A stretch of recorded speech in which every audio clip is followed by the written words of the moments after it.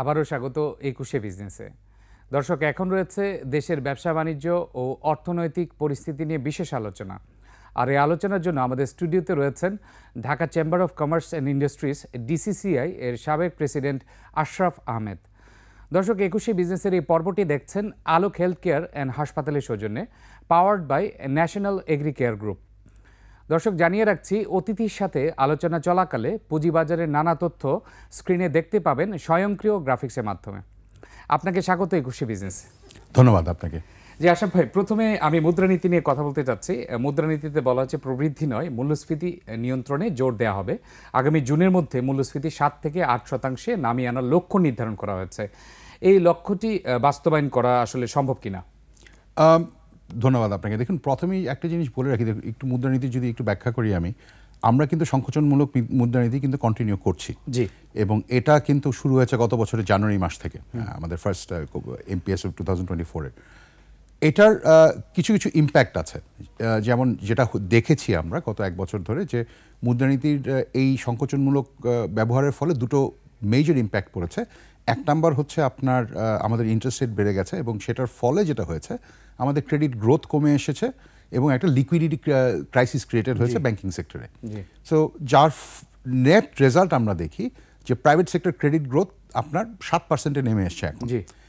এটার কিন্তু একটা ভয়াবহ একটা ইম্প্যাক্ট আছে, যেটা বাংলাদেশে আসলে সবসময় মনে রাখতে হবে যে দেখুন, আমরা কিন্তু আমাদের কর্পোরেট সেক্টর, রিয়েল সেক্টর কিন্তু highly leveraged compare to most other countries, কারণ আমাদের ক্যাপিটাল মার্কেট অত স্ট্রং না, পুঁজির অ্যাভেলেবিলিটি অত বেশি না এটার। এবং এই যে 7% ক্রেডিট গ্রোথ হচ্ছে, এখানেও কিন্তু আরেকটা বড় ফ্যাক্টর হচ্ছে গভর্নমেন্টের যে পাবলিক সেক্টর বড়োইং, সেটা গত 6 মাসে কিন্তু প্রায় 18% বেড়েছে। সো এফেক্টিভলি আমরা বলতে পারি যে the public sector is squeezing out, crowding out private sector. সেটা তো কমানোর সিদ্ধান্ত নিয়েছে। পাবলিক সেক্টরে একটু গ্রোথ কমিয়েছে, প্রাইভেট সেক্টরে ক্রেডিট গ্রোথ বাড়ানোর লক্ষ্যমাত্রা নির্ধারণ করা হয়েছে। আসলে এটা কি আপনার মনে হয় সম্ভব হবে না? এটা দেখুন, এইখানে আপনাকে যেই ড্রাইভারটা মনে রাখতে হবে, এটা কিন্তু মনিটারি পলিসি টুল না। যেখানে মনিটারি পলিসি থেকে এটা বলাও যায় না। সরকার যখন বড় করে কিংবা সরকার যখন ব্যাংকিং সিস্টেম থেকে ঋণ নেয়, সেটা কিন্তু হয় আপনার খরচ কমাতে হবে, সরকারি ব্যয় সংকোচন, রাজস্ব ব্যয় সংকোচন করতে হবে, অথবা আপনাকে টাকা ছাপিয়ে জিনিসটা করতে হবে। আমরা কিন্তু দুটোই দেখেছি। মানে বরঞ্চ উল্টো দিকে কিন্তু সরকারের যে ব্যয় সংকোচনের যেই সেটা মনে হয় সেটা যেখানে দেখেছি আমরা, এখানে দুইটা ভাগ আছে। একটা হচ্ছে যে আপনার ডেভেলপমেন্ট প্রোগ্রাম, যেটা ইনভেস্টমেন্ট, আরেকটা হচ্ছে সরকারের রাজস্ব ব্যয়। রাজস্ব ব্যয় এবং উন্নয়ন ব্যয়। উন্নয়ন ব্যয় কিন্তু আমরা কাটছাট করতে দেখছি, কিন্তু রাজস্ব ব্যয় কাটছাট করার কোনো লক্ষণ আমরা দেখছিও না। আরো বাড়ানো হচ্ছে, বাড়ানোর কথা হচ্ছে। আমরা আশা করি এটা বাড়ানো হবে না। বাট গোয়িং ব্যাক টু আমাদের যে মুদ্রানীতির ব্যাপারে, দেখুন, আমরা আশা করেছিলাম যে সেন্ট্রাল ব্যাংক একটা ফ্লেক্সিবল মুদ্রানীতি নেবেন। কারণটা হচ্ছে ব্যবসা বাণিজ্যের উপরে যেই ধরনের একটা অসহনীয় একটা চাপ তৈরি হয়েছে, যে প্রবৃদ্ধি নয় মূল্যস্ফীতির কারণে, এখানে যেটা হচ্ছে যে আপনার আমরা যেমন দেখছি যে প্রবৃদ্ধি কমে তো এসছেই, টু এন এক্সটেন্ট এটা নেগেটিভ হয়ে যেতে পারে, একটা সম্ভাবনা দেখা দিচ্ছে। কিন্তু লক্ষ্যমাত্রা তো ধরা হচ্ছে প্রাইভেট সেক্টরে গ্রোথ 9.8%। দেখুন, প্রায় 10% কাছাকাছি। আমি আপনাকে খুব সিম্পল একটা জিনিস বলি, ভেরি আনরিয়ালিস্টিক। কত গভর্নমেন্টের রাজস্ব আয় যেটা আমাদের ট্যাক্স এবং মানে আপনার basically driven by two things. এক নাম্বার হচ্ছে কাস্টমস ডিউটি এবং 2 নাম্বার হচ্ছে ভ্যাট, এবং 3 নাম্বারে আসে আপনার আমাদের ডাইরেক্ট ট্যাক্স কিংবা ইনকাম ট্যাক্স। এই যে এই তিনটার ক্ষেত্রে কিন্তু আমরা একটা নেগেটিভ ট্রেন্ড লক্ষ্য করছি, যে গত বছরের থেকে আগের তুলনায় এটা কিন্তু কমে এসছে। এটার মানে হচ্ছে যে আমাদের যে ইকোনমিক অ্যাক্টিভিটি, মানে আমরা আমদানি কম করছি, আমরা বিক্রি কম করছি, এই জন্য সেলস কম হচ্ছে, ভ্যাট কম হচ্ছে, এই ধরনের একটা ফ্যাক্টর কাজ করছে। এই অবস্থায় আপনি যদি আশা করেন যে প্রাইভেট সেক্টর হঠাৎ করে 9% গ্রোথ করবে, কি দিয়ে করবে? আমাদের তো ইনভেস্টমেন্টের যে ক্যাপাসিটি সেটা তো নেই, আমরা তো ওয়ার্কিং ক্যাপিটাল পাচ্ছি না। আপনি যদি এবং 2 বছর 3 বছর আগের থেকে যদি কম্পেয়ার করি, আমাদের যেখানে ধরুন যেই পরিমাণ ওয়ার্কিং ক্যাপিটাল ছিল, তা দিয়ে যদি যা আমরা প্রডিউস করতে পারতাম, যেই পরিমাণ র ম্যাটেরিয়াল আমরা ইম্পোর্ট করতে পারতাম, এখন তার 60-70% বেশি পাচ্ছি না। তাহলে আসলে লিকুইডিটি ক্রাইসিস আপনি যেটি উল্লেখ করলেন, যে এই লিকুইডিটি ক্রাইসিস আমরা তো জানি যে কিছুটা সমাধান হয়েছে, আপনার কথা শুনে মনে হচ্ছে এখনো বিদ্যমান রয়েছে, সেটা আসলে মোকাবেলা করা যায় কিভাবে? দেখুন, লিকুইডিটি ক্রাইসিসটা আপনাকে ভেঙে ভেঙে বুঝতে হবে। ভালো ব্যাংকগুলোতে কোনো লিকুইডিটি ক্রাইসিস নেই, ভালো ব্যাংকগুলোতে কোনো প্রফিটেবিলিটির ক্রাইসিসও নেই, ইকুইটির ক্যাপিটালেরও কোনো ক্রাইসিস নেই। কিন্তু আপনি যেহেতু একটা সেগমেন্ট অফ দ্য ব্যাংকিং সেক্টরে, যেহেতু আপনার এটা একটা সিভিয়ার প্রবলেম, আপনি যখন ওভারঅল সিস্টেম হিসাব করছেন তখন কিন্তু আমরা স্পষ্ট দেখতে পাচ্ছি লিকুইডিটি ক্রাইসিস আছে। জি, গোয়িং ব্যাক টু আমি যেটা বলছিলাম যে দেখুন, প্রবৃদ্ধি যদি না হয়, ইনভেস্টমেন্ট যদি না করি প্রবৃদ্ধি হবে না। প্রবৃদ্ধি যদি না হয় এবং সেটা যদি এতটাই কম হয়ে যায় যে আপনার ডিগ্রোথ হতে পারে, ডিগ্রোথ হতে হলে আপনার তখন জব লস হবে, জি, কর্মসংস্থান কমে আসবে। যেখানে আমাদের প্রত্যেক বছর প্রায় 20 লাখের মতো কর্মসংস্থান তৈরি করা দরকার, সেখানে যদি কর্মসংস্থানের সাপ্লাই কমে আসে তাহলে কিন্তু অনেক মানুষ দারিদ্র্য সীমার নিচে চলে যাবেন। যেটা যেই সেম কাজটাই হবে যদি আপনি ইনফ্লেশন কন্ট্রোল করতে না পারেন, তাহলেও কিন্তু অধিকাংশ মানুষ অনেক মানুষ দারিদ্র্য সীমার নিচে নেমে যাবেন। তাহলে ইনফ্লেশন যেটা বলছে যে 7 থেকে 8% চলে আসতে পারে জুনের মধ্যে, এই লক্ষ্যমাত্রাটাও কি অ্যাচিভেবল মনে হচ্ছে না আপনার কাছে? দেখুন, আমাদের হিস্টোরিক্যাল কোর ইনফ্লেশন কিন্তু 6 থেকে 7% লেভেলে আছে বহু বছর ধরে। আমাদের বেস ট্রেন্ড কিন্তু এরকম। গত কয়েক বছর ধরে আমরা আসলে দেখছি যে মানি সাপ্লাইয়ের সাথে যে পরিমাণ মানি সাপ্লাই বাড়ানো হচ্ছে সেই পরিমাণ ইকোনমিক গ্রোথ হচ্ছে না। কোভিড থেকে শুরু হয়েছে জিনিসটা। সো 6 থেকে 7% নেমে আসা সম্ভব, কিন্তু সেটা জুনের মধ্যেই করা প্রয়োজন আছে কিনা এটা একটা বড় কোয়েশ্চেন মার্ক। কারণ দেখুন, আপনি ইনফ্লেশন কমিয়ে আনতে পারেন, এটা ব্যাপারটা অনেকটা গাড়ির ব্রেক চাপার মতো। আপনি যদি খুব জোরে ব্রেক কষেন তাহলে যেটা হবে যে গাড়িটা থেমে যাবে। গাড়িটা থেমে গেলে আপনাকে আবার আগের গতিতে ফিরতে অনেকখানি বেশি সময় লাগবে, অনেকখানি জ্বালানি বেশি খরচ করতে হবে। সেটা না করে আপনি যদি ব্রেক করে একটু গতি কমিয়ে দেন তাহলে কিন্তু সেই হিসাবে আপনার আবার আগের গতিতে ফিরে যাওয়াটা অনেক সহজ। আচ্ছা ভাই, আপনি একটু আগে যেটা বলছেন ইনফ্লেশনের তথ্য দিচ্ছিলেন যে এক সময় আমাদের হয়তো অন অ্যান এভারেজ 6 থেকে 7% ছিল, কিন্তু আমরা জানি যে এর আগের সরকার আসলে সঠিক তথ্য দেয়নি। গভর্নমেন্ট থেকে বলা হয়েছিল 9, অ্যাকচুয়ালি ছিল 14। তাহলে এই 6 থেকে 7% যে আপনি বলছেন, রেফারেন্সটা যদি আমি ধরি যে গত 10 বছরে এরকম অবস্থা দেখা গিয়েছে?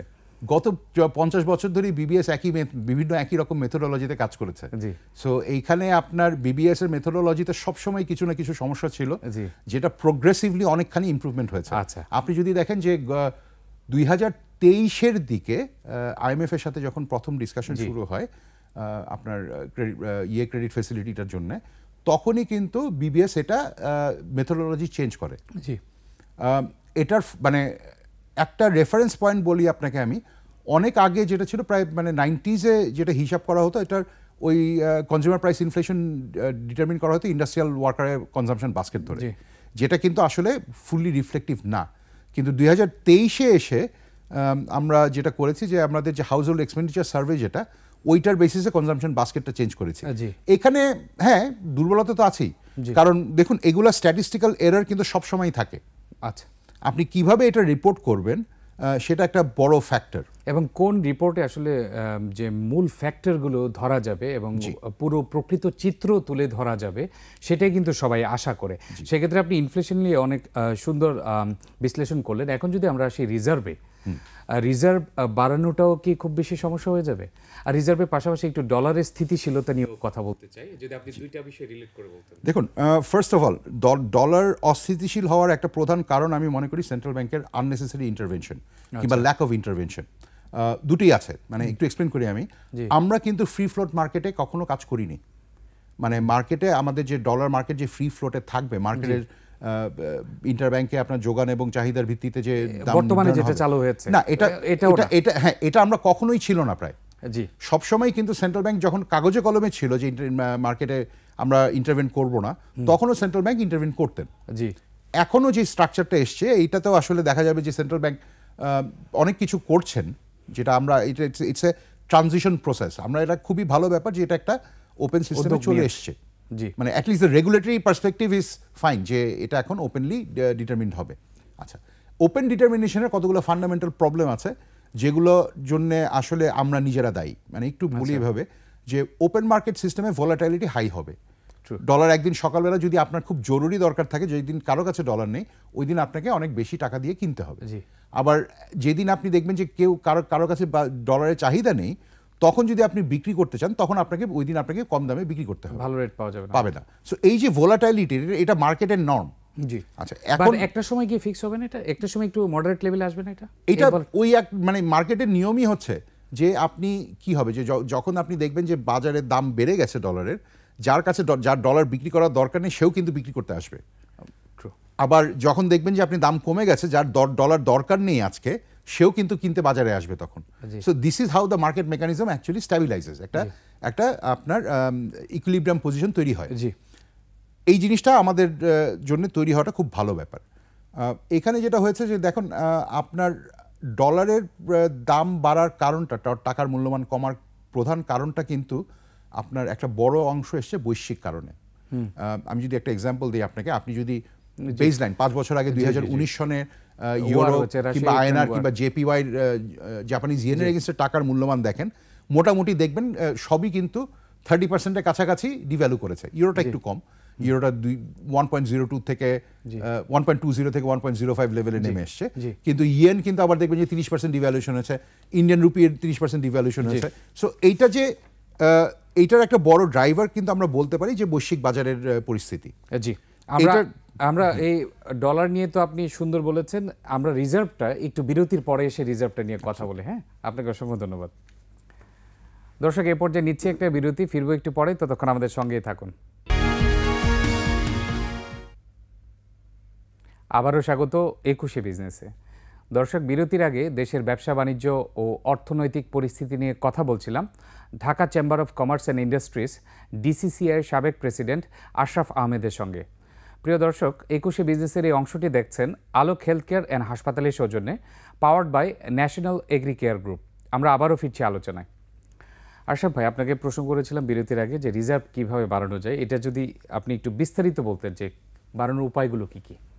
ধন্যবাদ। দেখুন, আমরা যদি দুটো ফ্যাক্টর মাথায় রাখি, যে বাংলাদেশে কিন্তু আমাদের যে ট্রেড ডেফিসিট আমরা 50 বছর ধরেই রান করছি, মানে আমাদের মোট আমদানির থেকে আমাদের এক্সপোর্টের পরিমাণ কম। জি, এই গ্যাপটা আমরা ফুলফিল করি আমাদের রেমিটেন্স এবং অন্যান্য যে এইড ফ্লো আছে তার থেকে। জি, এবং যেটা হয় এখানে একটা ফ্যাক্টর যেটা হচ্ছে যে আমরা গত 2 বছর ধরে আমাদের রিজার্ভ মেনটেনেন্স করার জন্য আমাদের স্ট্র্যাটেজি ওয়াজ আমরা ইম্পোর্ট কম্প্রেশন করছি, মানে বিভিন্ন ধরনের আমদানি বাধা নিষেধ দিয়ে যাতে ইম্পোর্ট কমিয়ে রাখা যায় এবং ইম্পোর্টের পরিমাণটা যাতে আমাদের এক্সপোর্টের কাছাকাছি চলে আসে।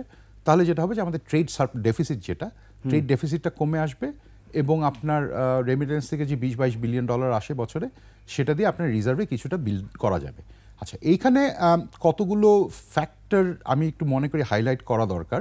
সেটা হচ্ছে যে trade credit, foreign trade credit, যে আমরা যখন ইম্পোর্ট করি কিংবা যখন এক্সপোর্ট করি, এই ফিগারগুলো বাংলাদেশ ব্যাংকের স্ট্যান্ডার্ড ট্র্যাডিশনাল রিপোর্টিং থেকে যেহেতু টের পাওয়া যায় না যে আজকে অ্যাজ অফ নাও যে আমাদের ট্রেড ক্রেডিট কত আছে, এটা যদি আমি জিজ্ঞেস করি, আপনি কিন্তু বাংলাদেশ ব্যাংকের ডেটা থেকে দিতে পারবেন না। আর ওয়েবসাইটে থাকেও 2-3 মাস আগেরটা। হ্যাঁ, না, বাংলাদেশ ব্যাংকের ওয়েবসাইটের থেকে আপনি ইনফার করতে পারেন যে ট্রেড ক্রেডিট কত, আপনি কখনো এটা ডিটারমিন করতে পারবেন না। আচ্ছা, মানে বাংলাদেশ ব্যাংক কিন্তু ওই যে আপনার ইউজেন্স আউটস্ট্যান্ডিং, এটা এই ইউজেন্স বিল আউটস্ট্যান্ডিং কত আজকের ডেটে, এটা কোথাও রিপোর্ট করে না। আচ্ছা, এটার ফলে যেটা হয়, বাংলাদেশে কোনো ইকোনমিস্টরাই কিন্তু আসলে এই নাম্বারটা দেখানো না, এটা ট্র্যাকও করতে পারেন না। আচ্ছা, এই ফিগারটা ইম্পর্টেন্ট কেন?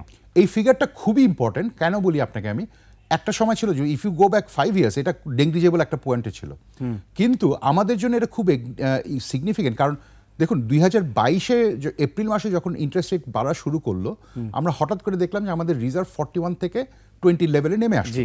এটার কারণটা কি ছিল? তার কারণটা ছিল আমরা কিন্তু বাই এপ্রিল 2022 আমরা কিন্তু একটা বড় অ্যামাউন্টের ট্রেড ক্রেডিট, প্রায় 30-40 বিলিয়ন ডলারের পসিবলি আমরা বাইরের থেকে নিয়ে এসেছিলাম, যেটা আমাদের ওয়ার্কিং ক্যাপিটাল ফাইন্যান্সিং হিসেবে ব্যবহার করা হতো।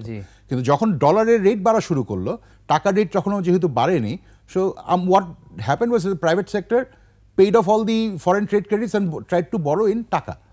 এটার ফলেই কিন্তু আমার এক হচ্ছে যে একদিকে যেমন রিজার্ভ ড্রপ করলো, 40 থেকে 20 ঘরে নেমে আসলো। সেকেন্ড হচ্ছে আমার যে লোকাল টাকা যে রিকোয়ারমেন্ট, যেখানে আপনার প্রায় 40-50 বিলিয়ন ডলারের একটা ফরেন পোর্শন ছিল, যেটা টাকা লেন্ডিং বুকে দেখা যেত না, সেটা হঠাৎ করে ফেরত আসলো। এই যে দ্বিমুখী চাপ, এটা কিন্তু আমাদের 2023-এর অর্থনৈতিক চাপের প্রধান কারণ।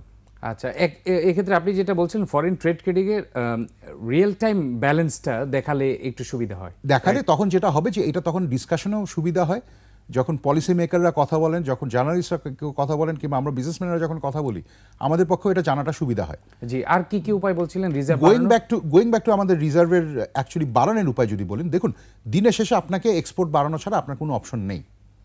আচ্ছা, এক্সপোর্ট বাড়ানোর কথা যেহেতু বলছেন, এক্ষেত্রে আমি একটু লিঙ্ক করতে চাই যে আমাদের দেশ হচ্ছে আমদানি নির্ভর। আমাদের ইকোনমি হচ্ছে আমদানি নির্ভর, এক্ষেত্রে এক্সপোর্টের পাশাপাশি উৎপাদনশীলতা বাড়ানো যায় কিনা, অথবা উৎপাদনশীলতা বাড়িয়ে এক্সপোর্ট বাড়ানো যায় কিনা? হ্যাঁ, আমি একটু আপনাকে কালেকশন করি। আমরা হিস্টোরিক্যালি বলে এসেছি যে আমাদের ইকোনমি আমদানি নির্ভর। আমি মনে করি এটা কমপ্লিটলি রং। আচ্ছা, কারণটা হচ্ছে, দেখুন আমাদের এখন যা আমদানি করি আমরা, তার একটা বড় অংশ আসলে এক্সপোর্টের জন্য ব্যবহার করা হয়। আচ্ছা, রাইট। So, র এবং- ম্যাটেরিয়াল মানে এক্সপোর্টের, জি, র ম্যাটেরিয়াল। আমাদের নিজস্ব কনজাম্পশনের ইম্পোর্ট যেটা হয় সেটা ইজ এসেনশিয়ালি ইন্ডাস্ট্রিয়াল র ম্যাটেরিয়াল অথবা ফুড, Okay. রাইট? পেট্রোলিয়াম আনি আমরা, কিংবা আমরা উইট আনি, আমরা মেইজ আনি, কিংবা আমরা স্টিল কিংবা আয়রন অ্যান্ড স্টিল অথবা সিমেন্ট ক্লিংকার আনি, এইসব জিনিস আনি, জি। যেগুলো সব কিন্তু আসলে is a feeding instrument for feeding র material for our local industry. কিন্তু clear. আমাদের সবচেয়ে বড় প্রায় 25 থেকে 30 বিলিয়ন ডলার আমাদের কিন্তু আসলে ইম্পোর্ট করা হয় রি এক্সপোর্ট করার জন্য। গার্মেন্টসের ফ্যাব্রিক যেটা আমি চায়না থেকে কিংবা ইন্ডিয়া থেকে যখন আমরা ইম্পোর্ট করছি, এটা কিন্তু 100% আসলে রি এক্সপোর্টেড হয়। জি। আমাদের ইকোনমি কিন্তু has now become entirely dependent on 3 legs। একটা হচ্ছে আপনার এক্সপোর্ট, ম্যানুফ্যাকচারিং সেক্টরের সবচেয়ে বড় চাঙ্ক এটা। সেকেন্ড হচ্ছে আপনার ডোমেস্টিক ম্যানুফ্যাকচারিং, যেটা কিন্তু 90-এর পর থেকে আসলে একটা বড় আকার ধারণ করেছে। যে আপনার চা বিস্কিট থেকে শুরু করে আমরা যে চায়ের কাপে চা খাচ্ছি, সেটাও কিন্তু বাংলাদেশে তৈরি। জি। থার্ড লেগ হচ্ছে আমাদের রেমিটেন্সেস অথবা ফরেন ওয়ার্কার্স। জি। এইখানে যেটা হবে যে আপনি, এবং যেহেতু আপনার ইকোনমি এমন একটা পর্যায়ে পৌঁছে গেছে যেখানে আপনি এনার্জির জন্য আপনি এন্টায়ারলি ডিপেন্ডেন্ট, আপনার কিন্তু ইম্পোর্ট বাড়তে থাকবে। এবং এইটা বাড়াতে গেলে এটা যদি পে করতে হয় আপনাকে, যদি এটা পয়সা দিতে হয়, তাহলে কিন্তু আপনার এক্সপোর্ট বাড়ানো ছাড়া কোনো অপশনই নেই। জি, আমাদের হাতে আর 1 থেকে 1.5 মিনিট সময় আছে। আপনি যদি এক্সপোর্ট বাড়াতে গেলে আপনার নেট উৎপাদনশীলতা বাড়াতেই হবে। আপনাকে যেই পরিমাণ কাজ করে আপনি যেই পরিমাণ ডলার আয় করতে পারছেন, সেই পরিমাণটা বাড়াতে হবে। তার মানে কি শুধু যে আপনি কঠিন পরিশ্রম করলেই হবে তা না, আপনাকে পাওয়ার আনইন্টারাপ্ট থাকতে হবে। আপনাকে ফাইন্যান্সিয়াল সিস্টেম, আপনার লজিস্টিক্স, ইনফ্রাস্ট্রাকচার সবকিছু পারফেক্টলি কাজ করতে হবে। নতুন নতুন প্রযুক্তি আনার কোনো বিষয় রয়েছে কিনা আমাদের Absolutely. এক্সপোর্ট বাড়ানোর জন্য? আপনি প্রযুক্তি ছাড়া তো আপনি আসলে উৎপাদনশীলতা বাড়ে না। আপনি যদি মনে করেন যে ধরেন একটা মানে শিল্প বিপ্লবের কথাই বলি, যে 300 বছর আগে থেকে তো এটা প্রমাণিত সত্য যে আপনি যখনই আপনি টেকনোলজি ইন্ট্রোডিউস করবেন, আপনার প্রোডাক্টিভিটি কয়েক গুণ বেড়ে যাবে। সেই কাজটা আমাদেরকে করতেই হবে। জি, আপনাকে অসংখ্য ধন্যবাদ। এবং প্রযুক্তি যত দিন আসবে তত যেন আপগ্রেডেশন হয়, তার মাধ্যমে যেন এক্সপোর্ট বৃদ্ধি পেয়ে আমাদের ইকোনমিতে ভালো ভূমিকা রাখতে পারে, সেটাই সবার আশা। আপনাকে অসংখ্য ধন্যবাদ আমাদেরকে সময় দেওয়ার জন্য। ধন্যবাদ। দর্শক, এতক্ষণ দেশের ব্যবসা বাণিজ্য ও অর্থনৈতিক পরিস্থিতির নানা দিক ও করণীয় নিয়ে কথা বলছিলেন Dhaka chamber of commerce and industries ডিসিসিআইয়ের সাবেক প্রেসিডেন্ট আশরাফ আহমেদ। দর্শক, এবার নিচ্ছে একটা বিরতি। দুপুর 2টা 30 মিনিটে আবারও ফিরে আসবো 21শে বিজনেসে। দেখার আমন্ত্রণ রইল, 21শে সঙ্গেই থাকুন।